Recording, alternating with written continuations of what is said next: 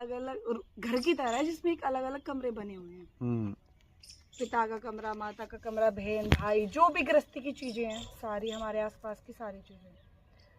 अब उस घर को बंद हुए या कह लो, या फिर उस घर में मतलब इतना कचरा हमने भर दिया है, एक एक कमरे में, एक एक कोने में बहुत कचरा, जैसे मन में विचारों का कचरा भरा है। अब हमें सूझी उसको साफ करने की है। हमने घर को साफ करना स्टार्ट किया। पहले एक रूम साफ किया, दूसरा रूम साफ किया, तीसरा रूम साफ किया, 6 रूम है मान लो कमरे में।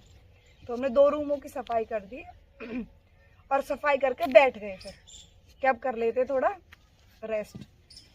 अब रेस्ट इतना हो गया वो कि कुछ दिन तक फिर हमने सफाई की नहीं। तो ऐसा तो नहीं जो कमरे 2 साफ किए हैं वो बिल्कुल साफ ही रहेंगे, दोबारा तो गंद भरनी शुरू होगी ना।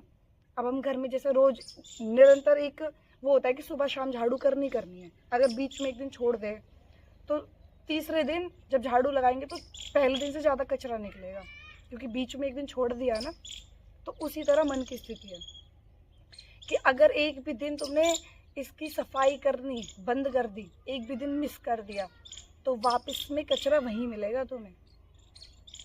फिर तुम ये नहीं कह सकते कि हम ध्यान कर रहे हैं और हमें मतलब फिर भी हमारे मन के जो विचार है वो शांत नहीं हो रहे।